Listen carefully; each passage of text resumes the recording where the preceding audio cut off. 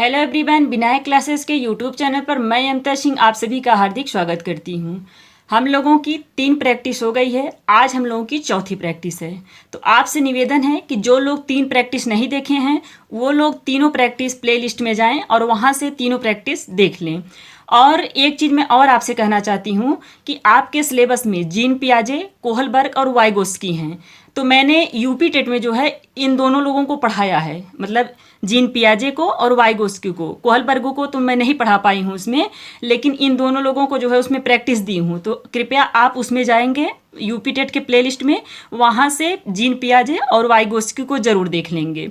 और वीडियो यदि आपको अच्छी लगती हो तो एक लाइक ज़रूर किया करें, कमेंट किया करें, क्योंकि इससे जो होता है हम लोगों को थोड़ा एनर्जी मिलती है और काम करने का मन करता है कि नहीं, हम लोगों को वीडियो जो है बनाना चाहिए बच्चों के लिए, ठीक ना। तो चलिए आज का प्रैक्टिस है, हम लोग उसको शुरू करते हैं। आज का पहला प्रश्न है कि बाल्यावस्था को जीवन का अनोखा काल किसने कहा है? रॉस, कोल और Bruce, Freud, Crow and Crow. तो सबसे पहले रॉस के विषय में थोड़ा से जानिए। रॉस ने बाल्यावस्था को क्या कहा है? तो रॉस ने बाल्यावस्था को कहा है मिथ्या परिपक्वता का काल। मिथ्या परिपक्वता का काल कहा है। क्या कहा है रॉस ने? बाल्यावस्था को मिथ्या परिपक्वता का काल कहा है। खूब प्रश्न पूछता है। इस उम्र में बच्चा स्वयं को बड़ों की तरह समझदार और परिपक्व दिखाने का प्रयास करता है, ठीक ना, लेकिन वह आंतरिक रूप से पूरी तरह परिपक्व नहीं होता है। केवल वैसा व्यवहार करने का क्या करता है? दिखावा करता है, ठीक ना। क्या करता है? दिखावा करता है। ये रॉस ने कहा है। कोल एवं ब्रूस ने क्या कहा है? तो इन्होंने बाल्यावस्था को संवेगात्मक विकास का अनोखा काल कहा है। क्या कहा है? संवेगात्मक विकास का अनोखा काल। इस अवस्था में बालक के संवेगों में तीव्रता और अनूठे परिवर्तन आते हैं। क्या आते हैं? अनूठे परिवर्तन आते हैं। माता पिता और शिक्षकों के लिए इस अवस्था के बालकों को समझना अत्यंत कठिन और अनोखा होता है। कोल और ब्रूस ने कहा है। फ्रायड ने क्या कहा है? तो फ्रायड जो हैं ये बाल्यावस्था को काम प्रसुप्ति काल और जीवन का निर्माणकाली काल कहा है फ्रायड ने। फ्रायड के मनोविश्लेषणात्मक सिद्धांत के अनुसार इस उम्र में बच्चों की यौन ऊर्जा यानी लिबिडो शांत या सुप्त रहती है बाल्यावस्था में। शैशवावस्था में तीव्र रहती है, उसके बाद जाके किशोरावस्था में रहती है, लेकिन बाल्यावस्था में जो रहती है वह सुप्त रहती है। बालक का पूरा ध्यान जो है वह सामाजिक रिश्ते बनाने, खेलकूद और बौद्धिक विकास पर जो है केंद्रित हो जाता है। ये फ्रायड का कहना है। क्रो एंड क्रो का क्या मानना है? तो इन्होंने एक प्रसिद्ध परिभाषा दी है जो कि पेपर में खूब पूछता है कि 20वीं शताब्दी बालक की शताब्दी है। क्या है? 20वीं शताब्दी बालक की शताब्दी है। इनका मानना था कि 20वीं सदी में बाल विकास और मनोविज्ञान पर सबसे अधिक ध्यान दिया गया है। इनकी एक परिभाषा और है, वह क्या है कि बाल मनोविज्ञान को जन्म से पूर्व यानी गर्भावस्था से लेकर किशोरावस्था तक के विकास का वैज्ञानिक अध्ययन माना जाता है। दोनों परिभाषा को याद रखना। पहला क्या है कि 20वीं शताब्दी बालक की शताब्दी है, खूब प्रश्न पूछता है, मैं आपसे बता दे रही हूँ। और दूसरा क्या है कि बाल मनोविज्ञान को जन्म से पूर्व यानी गर्भावस्था से लेकर किशोरावस्था तक के विकास का वैज्ञानिक अध्ययन माना जाता है। यह क्रो एंड क्रो के अनुसार है। लेकिन आपका आंसर क्या है इसमें से? तो कोल और ब्रूस है। बाल्यावस्था को जीवन का अनोखा काल किसने कहा है? तो कोल और ब्रूस साहब ने कहा है, ठीक ना। चलिए हम लोग अगले क्वेश्चन पे चलेंगे। अगला क्वेश्चन है कि निम्नलिखित में से कौन सी अवस्था को स्मार्ट एज या चुस्ती फुर्ती की अवस्था कहा जाता है? शैशवावस्था, बाल्यावस्था, किशोरावस्था, प्रौढ़ावस्था। तो सबसे पहले ऑप्शन ए को देखेंगे, शैशवावस्था। शैशवावस्था जो है ये जन्म से लेकर 5 या 6 वर्ष की अवधि को कहते हैं। जन्म से लेकर 5 या 6 वर्ष, ठीक ना। इसमें क्या होता है कि इस अवस्था में शारीरिक और मानसिक विकास बहुत तेजी से होता है। शैशव अवस्था में शिशु अपने हर कार्य के लिए पूरी तरह दूसरों पर निर्भर रहता है। पर निर्भरता पूछेगा आपसे कि पर निर्भरता जो है किसकी विशेषता है, तो यह शैशव अवस्था की विशेषता है, यानी दूसरों पर निर्भर रहता है। इसे अनुकरण और दोहरा कर सीखने का आदर्श काल माना जाता है। ठीक ना, शैशव अवस्था को। बाल्यावस्था को जो है, तो बाल्यावस्था का जो अवधि है वह 6 से 12 वर्ष है, यानी 6 से 12 वर्ष ये बाल्यावस्था की जो है अवधि है। इसमें क्या होता है कि इस आयु में बच्चे शारीरिक रूप से बहुत सक्रिय और फुर्तीले होते हैं, इसलिए इसे क्या कहते हैं, स्मार्ट एज कहते हैं। क्या कहते हैं, स्मार्ट एज, स्मार्ट एज कहा जाता है। इसी अवस्था को जो है टोली की आयु या गैंग एज भी कहा जाता है। पूछेगा आपसे कि टोली की आयु या गैंग एज किस अवस्था को कहा जाता है, तो बाल्यावस्था को कहा जाता है। ठीक ना, इस अवस्था में बच्चे अपने हम उम्र साथियों के साथ समूह या मित्र मंडली बनाना पसंद करते हैं। छोटे छोटे बच्चे देखते हैं ना कि जब खेलते हैं तो मित्र मंडली ही तो उनकी रहती है जो एक साथ खेलते हैं, और इनका जो है शारीरिक व मानसिक विकास में स्थिरता आती है। ठीक ना, और बच्चों में हर चीज़ को जानने की जिज्ञासा जो है तीव्र होती है। बाल्यावस्था में वो हर चीज़ जानने की इच्छुक होते हैं। और किशोरावस्था क्या है, तो किशोरावस्था की एज यानी अवधि जो उम्र है वो 12 से 18 वर्ष है। 12 से 18 वर्ष है।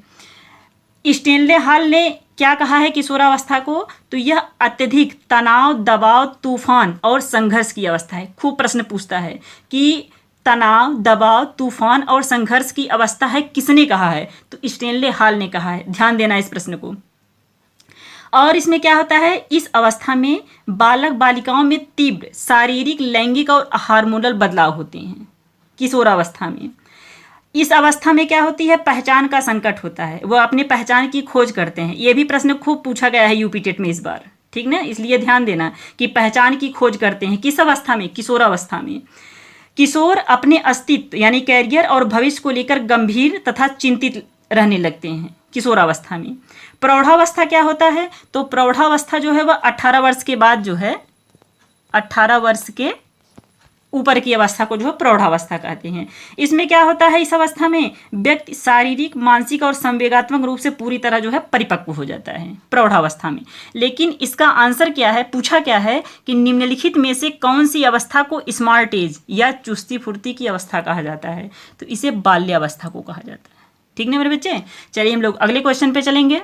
अगला क्वेश्चन है कि बाल्यावस्था के दौरान प्रतीकात्मक खेल का बढ़ना किस विकास को समर्थन देता है, केवल शारीरिक विकास, संज्ञानात्मक विकास, केवल गत्यात्मक विकास, व्यावसायिक विकास। तो सबसे पहले ये शारीरिक विकास के विषय में जानेंगे। शारीरिक विकास जैसे प्रतीकात्मक खेल जो है वह मुख्य रूप से मस्तिष्क की सोच और कल्पना से जुड़ा होता है। ये जो प्रतीकात्मक खेल है ये मस्तिष्क की सोच और कल्पना से जुड़ा होता है, न कि केवल मांसपेशियों या शारीरिक वृद्धि से। शारीरिक विकास का संबंध जो है शरीर के अंगों की वृद्धि और उनकी बनावट से होता है, ये जो शारीरिक विकास होता है। और दूसरी चीज़ आप लोग जान लीजिए कि जैसे अगर केवल शब्द करके आपको ऑप्शन ने दिया है तो वो नहीं रहेगा आंसर आपका। जैसे केवल शारीरिक है ये नहीं रहेगा, इतना आप ध्यान देना कि केवल शब्द से अगर ऑप्शन है तो वो नहीं रहेगा। अगला क्या कह रहा है कि संज्ञानात्मक विकास। संज्ञानात्मक विकास क्या होता है, तो प्रतीकात्मक खेल का मतलब क्या होता है, पहले काल्पनिक खेल, जैसे किसी डिब्बे को कार मानकर चलाना या झाड़ू को घोड़ा मान लेना। छोटे बच्चे क्या करते हैं, जब छोटे रहते हैं तो झाड़ू को लेते हैं ना, उनका प्रतीकात्मक खेल रहता है। झाड़ू को दोनों पैरों के बीच में रख के घोड़े की तरह खेलते हैं ना, झाड़ू को समझते हैं कि मेरा घोड़ा है। यही चीज़ है प्रतीकात्मक खेल यानी काल्पनिक खेल। कहने का मतलब है कि जब बच्चा एक वस्तु को दूसरी वस्तु का प्रतीक मानकर खेलता है तो इससे उसकी मानसिक क्षमता,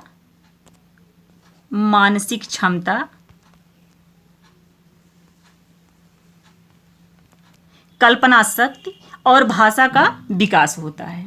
ठीक ना, पियाजे के अनुसार यह संज्ञानात्मक विकास का एक महत्वपूर्ण हिस्सा है। ठीक ना, जो ये प्रतीकात्मक खेल है। अगला ऑप्शन क्या कह रहा है, केवल गत्यात्मक विकास। तो गत्यात्मक विकास का मतलब होता है कि दौड़ना, कूदना या हाथों का तालमेल है। प्रतीकात्मक खेल में शारीरिक गतिविधियां तो हो सकती हैं, लेकिन इसका मुख्य उद्देश्य जो है मानसिक और काल्पनिक होता है प्रतीकात्मक खेल का। व्यावसायिक विकास क्या होता है, तो बाल्यावस्था के दौरान जो है बच्चे किसी व्यवसाय या नौकरी की तैयारी थोड़ी नहीं करते हैं, नहीं। प्रतीकात्मक खेल का बढ़ना जो है किससे संबंधित है, मतलब किस विकास को समर्थन देता है, तो संज्ञानात्मक विकास को जो है समर्थन देता है। ये जीन पियाजे का है प्रतीकात्मक खेल, विशेषता पूछेगा। चलिए हम लोग अगले क्वेश्चन पे चलेंगे। अगला क्वेश्चन है कि उत्तर बाल्यावस्था 7 से 12 वर्ष में बालक भौतिक वस्तुओं के किस आवश्यक तत्व में परिवर्तन को समझने लगते हैं? द्रव्यमान, द्रव्यमान और संख्या, द्रव्यमान संख्या और क्षेत्र, केवल संख्या। तो इसका ऑप्शन तो है द्रव्यमान, संख्या और क्षेत्र। अब इन तीनों के विषय में जान लीजिए कि द्रव्यमान क्या है, संख्या क्या है और क्षेत्र क्या है। तो द्रव्यमान का जो होता है संरक्षण, इसमें बच्चे यह समझने लगते हैं कि किसी वस्तु का आकार बदलने से उसकी मात्रा या वजन नहीं बदलता। जैसे कि यदि मिट्टी के एक गोले को चपटा करके रोटी जैसा बना दिया जाए तो बच्चा समझता है कि दोनों में, चाहे उसको गोल रखिए चाहे उसको रोटी की तरह चपटा कर दीजिए, बच्चा यह समझता है कि दोनों में मिट्टी की मात्रा क्या है, बराबर है, यानी दोनों बराबर हैं। चाहे उसको गोल करके रखिए, चाहे उसको चपटा करके रखिए, चाहे उसको जैसे करके रखिए। ये द्रव्यमान है। संख्या क्या है, तो संख्या का संरक्षण बच्चा कैसे जानता है, तो बच्चा यह समझ जाता है कि वस्तुओं को फैलाने या पास पास रखने से उनकी कुल संख्या में कोई बदलाव नहीं आता। जैसे कि यदि 5 सिक्कों को पास पास रखा जाए और फिर उन्हीं 5 सिक्कों को दूर दूर फैला दिया जाए, तो इस उम्र का बच्चा जो है यह समझने लगता है कि दोनों स्थितियों में सिक्कों की संख्या 5 ही है। जैसे मान लीजिए यही है, अब इसमें 5 सिक्का है, ठीक ना। अब पांचों को चाहे आप नज़दीक नज़दीक करके रखिए चाहे दूर दूर करके रखिए, वो गिन लेगा ना कि हाँ 5 संख्या है इसमें, ठीक ना। तो वही चीज़ है। क्षेत्र क्या है, तो क्षेत्र या क्षेत्रफल का संरक्षण, बच्चा यह पहचानने लगता है कि यदि किसी निश्चित स्थान या सतह पर वस्तुओं की जगह बदल दी जाए तो भी कुल घेरा या स्थान जो है उतना ही रहता है, यानी उसका क्षेत्रफल जो है उतना ही रहता है। कैसे, जैसे समझिए कि ये मान लीजिए एक चार्ट पेपर है, चाहे कोई मैदान समझ लीजिए, जैसे मैदान है समझ लीजिए। इसमें क्या होता है कि एक में घास के बंडल को बिखेर करके, जैसे यही बंडल है, इसमें आप बिखेर करके रख दिए, ठीक ना। और इसमें क्या है, इसमें आप जो है उसको पास पास करके रख दीजिए, ठीक ना। लेकिन बच्चा इसमें ये समझ जाएगा कि जितना क्षेत्र इसमें छूटा है उतने क्षेत्र इसमें भी छूटा है, ठीक ना। जितना खाली जगह इसमें है उतने खाली जगह इसमें है, यही है क्षेत्र, ठीक ना। तो आप समझी गए होंगे कि द्रव्यमान, संख्या और क्षेत्र यही चीज़ है। तो इसका ऑप्शन है मेरे बच्चे कि द्रव्यमान, संख्या और क्षेत्र। चलिए हम लोग अगले क्वेश्चन पे चलेंगे। अगला क्वेश्चन है कि भारत में सामान्यतः बाल विकास की अवस्थाओं को कितने मुख्य भागों में बांटा गया है? 3 भाग, 4 भाग, 5 भाग, 6 भाग।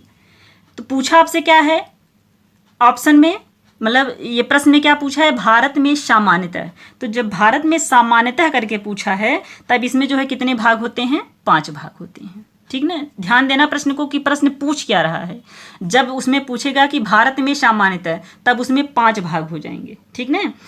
अब 5 भाग कौन कौन, जैसे पहला है गर्भावस्था या प्रसव पूर्व अवस्था, दूसरा क्या है शैशवावस्था, दूसरा क्या है शैशवावस्था, तीसरा क्या है बाल्यावस्था, चौथा क्या है किशोरावस्था और 5वां क्या है प्रौढ़ावस्था।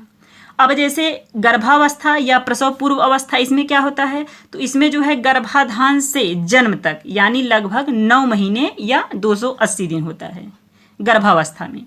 शैशवावस्था ये जन्म से लेकर के 5 या 6 वर्ष तक होता है इसकी अवधि। बाल्यावस्था में 6 वर्ष से 12 वर्ष होता है, ठीक ना। और किशोरावस्था में 12 से 18 वर्ष होता है। प्रौढ़ावस्था 18 वर्ष के बाद की अवस्था होता है, ठीक ना। तो इसका आंसर है कि 5 भाग, यानी ऑप्शन सी। चलिए हम लोग अगले क्वेश्चन पे चलेंगे। अगला क्वेश्चन है कि गर्भावस्था या पूर्व प्रसूति काल की समयावधि कितनी होती है? जन्म से 5 वर्ष तक गर्भधारण से जन्म तक यानी 9 महीने या 280 दिन, 6 वर्ष से 12 वर्ष तक, गर्भधारण से 6 महीने तक। तो जन्म से 5 वर्ष ये शैशवावस्था है, ध्यान देना, शैशवावस्था है।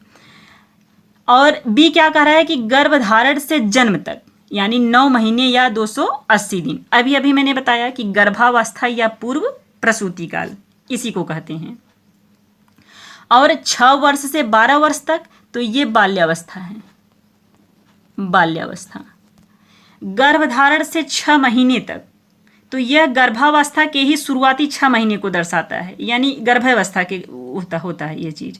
आपसे पूछा क्या है कि गर्भावस्था या पूर्व प्रसूति काल की समयावधि कितनी है, तो यह होता है गर्भधारण से जन्म तक यानी 9 महीने 280 दिन। ठीक ना, आपका ऑप्शन जो है बी होगा, ध्यान देना इस चीज़ को। चलिए हम लोग अगले क्वेश्चन पे चलेंगे। अगला क्वेश्चन है कि शैशवावस्था की सही समयावधि क्या मानी गई है।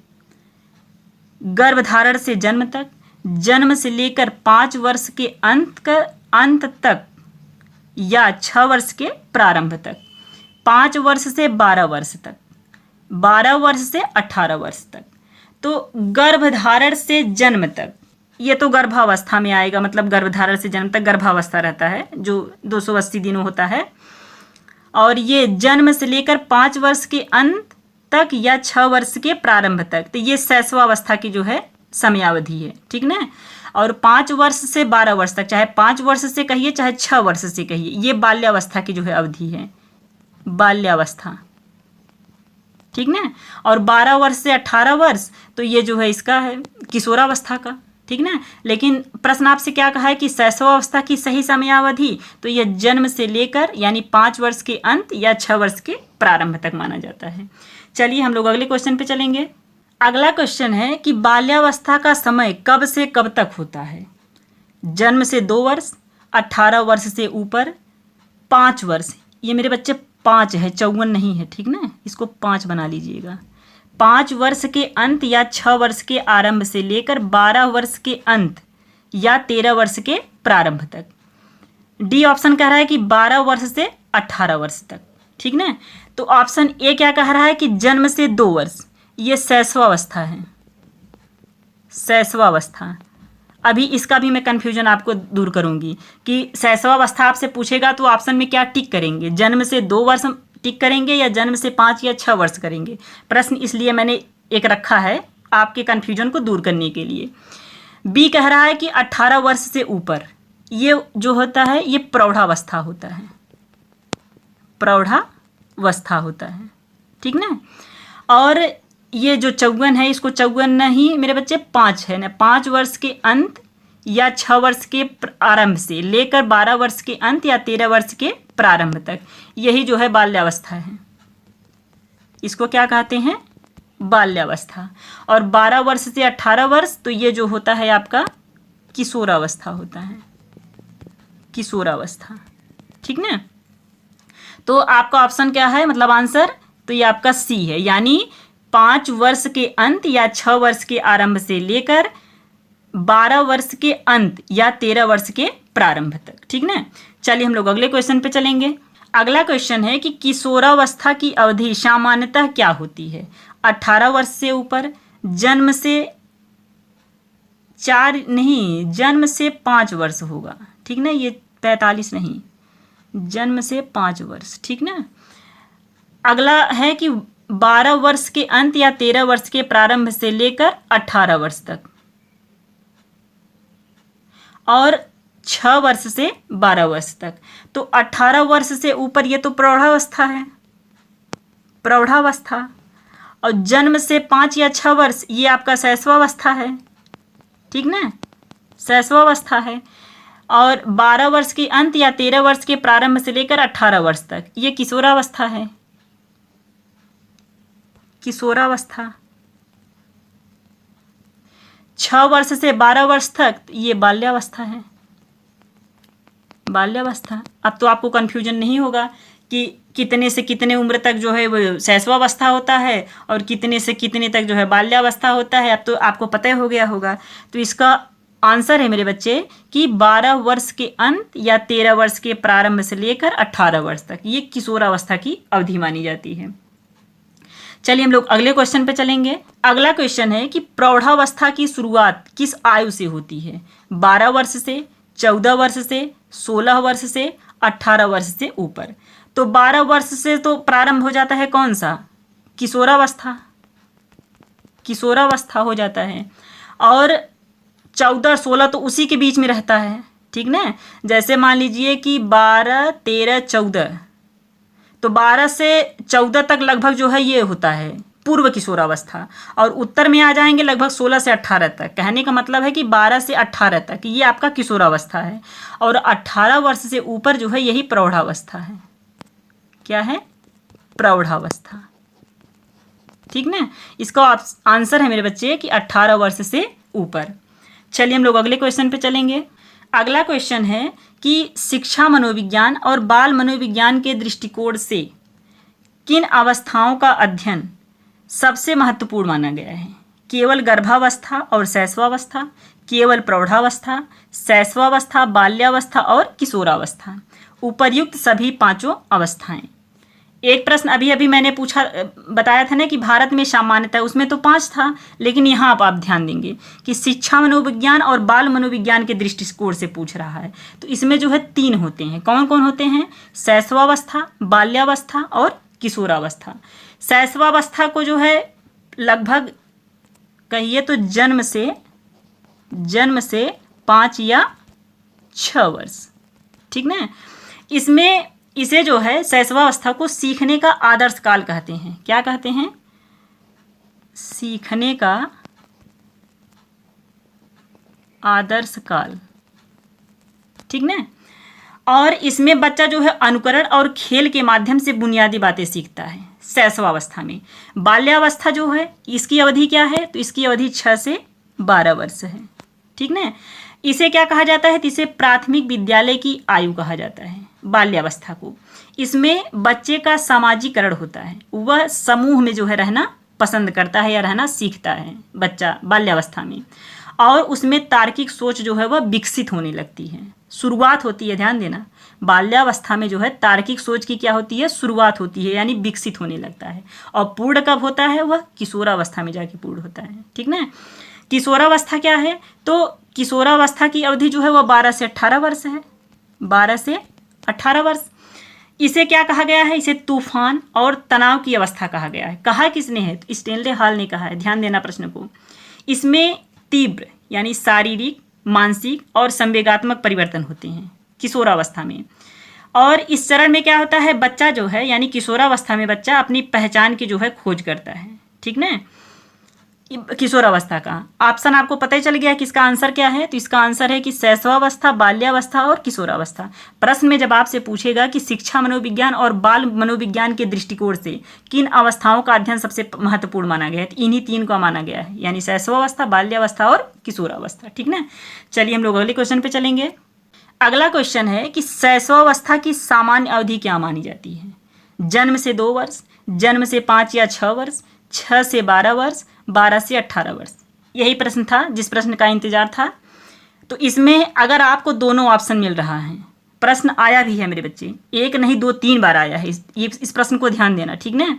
जन्म से 2 वर्ष और जन्म से 5 या 6 वर्ष, अगर ऑप्शन में दोनों हैं तो आप किस पे टिक करेंगे? शैशवावस्था की सामान्य अवधि जन्म से 5 या 6 वर्ष पे जाएंगे, इसको नहीं टच करेंगे जन्म से 2 वर्ष, क्योंकि जन्म से 2 वर्ष को किसने माना है? तो रॉस ने माना है। अगर आपसे पूछता है कि रास के अनुसार शैशवावस्था की अवधि क्या है, तब आप इसको छोड़ देंगे, यानी जन्म से 5 या 6 वर्ष पे तब हाथ नहीं लगाएंगे आप, तब जन्म से 2 वर्ष पे जाएंगे, क्योंकि रास के अनुसार जन्म से जो है 2 वर्ष माना गया है। लेकिन अगर किसी का नाम नहीं ले रहा है आयोग, तब आप जो है जन्म से, अगर सीधे सीधे शैशवावस्था की अवधि पूछ रहा है, तब जन्म से 5 या 6 वर्ष पे आप जाएंगे। ध्यान देना इस चीज़ को। बाकी 6 से 12 वर्ष ये आपकी बाल्यावस्था है, और 12 से 18 वर्ष ये आपकी किशोरावस्था है, ठीक ना। इस प्रश्न को ध्यान देना मेरे बच्चे, क्योंकि मानेगा दोनों बाद में, लेकिन जो है सबसे पहले इसी को मानेगा, जन्म से 5 या 6 वर्ष पे, बाद में इस पे जाएगा जब बहुत ज़्यादा उस पर हो जाएगा तब। चलिए हम लोग अगले क्वेश्चन पे चलेंगे। अगला क्वेश्चन है कि किस अवस्था में बालक का व्यवहार मुख्य रूप से उसकी मूल प्रवृत्तियों पर आधारित होता है? बाल्यावस्था, किशोरावस्था, शैशवावस्था, प्रौढ़ावस्था। तो बाल्यावस्था जो होता है इसमें इसकी अवधि 6 से 12 वर्ष, आपको बताने की ज़रूरत नहीं है, अब एक नहीं कई बार हो गया। इसमें जो है बाल्यावस्था में बच्चे का व्यवहार सामाजिक नियमों, साथियों के प्रभाव और विद्यालय के वातावरण पर आधारित होने लगता है। क्या क्या? बच्चे का व्यवहार, यानी व्यवहार सामाजिक नियम, साथियों के प्रभाव और विद्यालय के वातावरण पर आधारित होने लगता है। इस अवस्था को क्या कहा जाता है? तो टोली की आयु या खेल की आयु भी कहा जाता है। आपसे पूछेगा कि टोली की आयु या खेल की आयु किस अवस्था को कहा जाता है? तो बाल्यावस्था को कहा जाता है। ध्यान देना, इसमें जो है बच्चे में तार्किक चिंतन की शुरुआत हो जाती है। मैंने अभी अभी बताया कि बाल्यावस्था में जो है तार्किक चिंतन की शुरुआत होती है। शुरुआत शब्द ध्यान देना, ठीक ना। और इसमें जो है संग्रह करने यानी चीज़ें इकट्ठा करने की प्रवृत्ति जागृत होती है। छोटे बच्चे देखते हैं ना कि कोई भी चीज़ पाएंगे, चाहे वो रस्सी पा जाएंगे, चाहे वो ढक्कन पा जाएंगे, चाहे कुछ भी पाए जाएंगे, चाहे जो भी आप देखते होंगे जब खेलते रहते हैं, जो जो सामान पाते रहते हैं वो अपने जो है पॉकेट में रखते जाते हैं। देखे हैं कि नहीं कभी? अगर नहीं देखे हैं तो ध्यान देना और देखना जरूर इस चीज़ को। तो ये किसकी अवस्था? ये बाल्यावस्था की अवस्था है, ठीक ना। किशोरावस्था में क्या होता है? तो इसमें इसकी अवधि जो है 12 से 18 वर्ष होती है। 12 से 18 वर्ष। इस अवस्था में किशोर का व्यवहार संवेग यानी इमोशन, ठीक ना, पहचान की खोज और स्वतंत्र विचारों पर आधारित होता है। पहचान की खोज, इसको ध्यान देना क्योंकि यूपी टेट में एक नहीं कई प्रश्न पूछा गया है कि किशोरावस्था में जो है बच्चा जो है अपनी पहचान की खोज करता है, ठीक ना। और स्टेनले हॉल के अनुसार इसे क्या कहा जाता है? तो तनाव, तूफान और संघर्ष की अवस्था कहा जाता है। किशोरावस्था को शारीरिक रूप से जो है मतलब किशोरावस्था में शारीरिक, मानसिक और हार्मोनल जो है बदलाव बहुत तेजी से होते हैं। हार्मोनल बदलाव किस में होते हैं? तो किशोरावस्था में होते हैं। ये भी ध्यान देना, पूछेगा कि हार्मोनल बदलाव जो है किस अवस्था में होते हैं? तो किशोरावस्था में होते हैं। और इसमें क्या होता है? अमूर्त चिंताएं और भविष्य की चिंताएं शुरू हो जाती हैं, यानी बच्चा जो है किशोरावस्था में जो है अमूर्त चिंतन करने लगता है। बाकी शैशवावस्था क्या है? तो शैशवावस्था इसकी अवधि अभी अभी मैंने बताया कि जन्म से लेकर 5 या 6 वर्ष। मेन तो जन्म से 5 या 6 वर्ष है, क्योंकि आपको जो है दिक्कत इसी में होगी शैशवावस्था, क्योंकि 2 अवधि मानी गई है कि जन्म से 2 वर्ष और जन्म से 5 या 6 वर्ष। तो मेन है आपका जन्म से 5 या 6 वर्ष, ठीक ना। इसमें जो है क्या होता है कि बच्चा जो है मूल रूप से मूल प्रवृत्तियों पर जो है आधारित होता है। कहने का मतलब है कि जैसे भूख लगेगा बच्चे को तो बच्चा जो है रोना शुरू कर देगा। रोना क्या है आपका? ये मूल प्रवृत्ति है।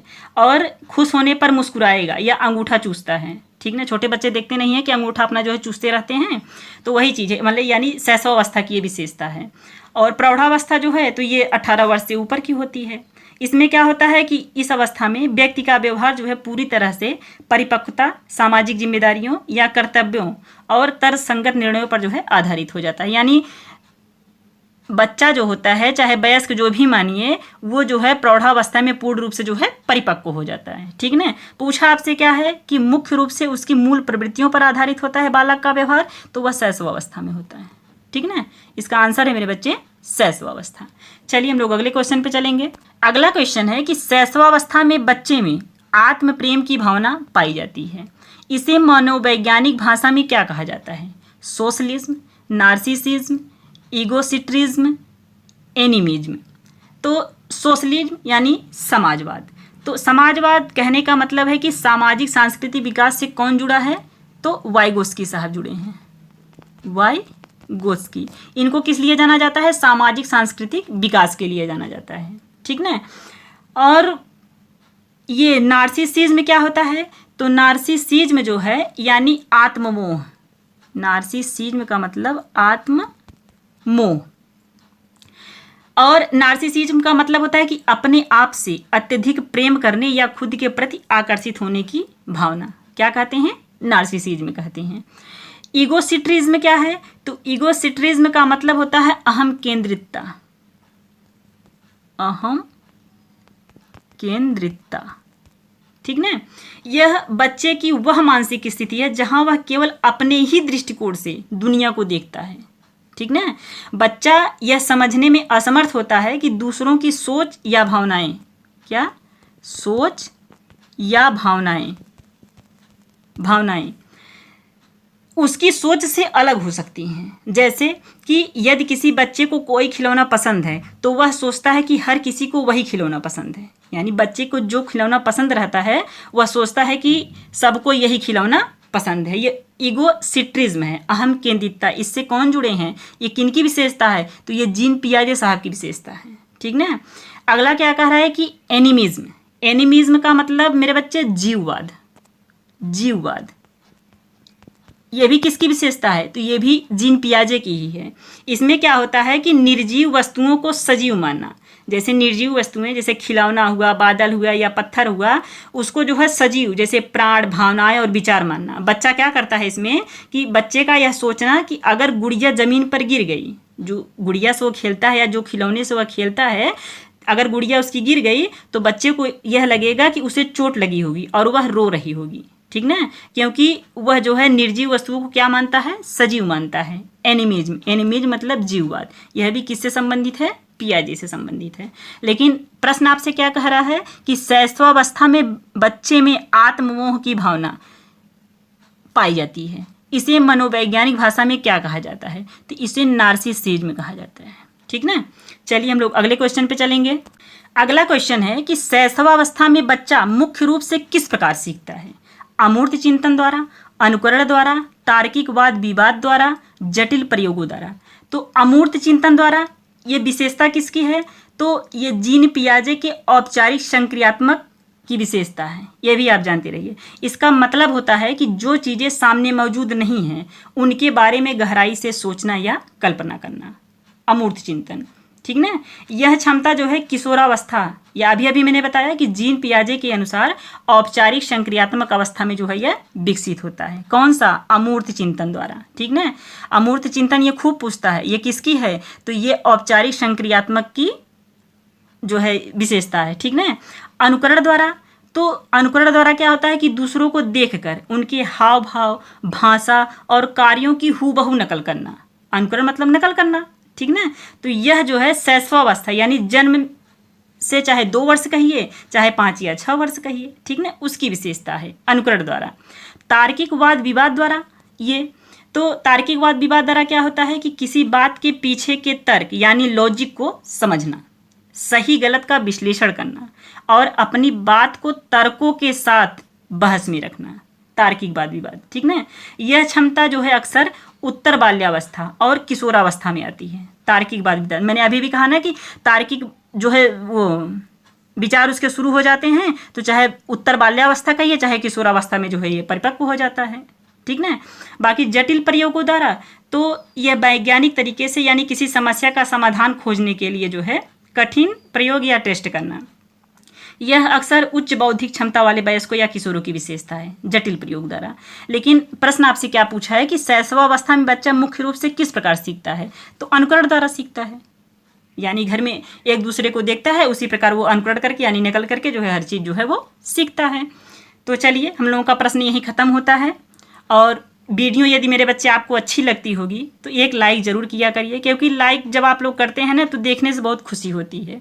और कमेंट तो ज़रूर किया करिए, क्योंकि आप लोग कमेंट भी अच्छा करते हैं, मुझे अच्छा लगता है कमेंट पढ़ करके। ठीक ना। और अगर जैसे आप लोग 20, 25, 30 लोग देख रहे हैं, अगर एक शेयर कर दिया करें तो कम से कम संख्या डबल हो जाएगी। ठीक ना।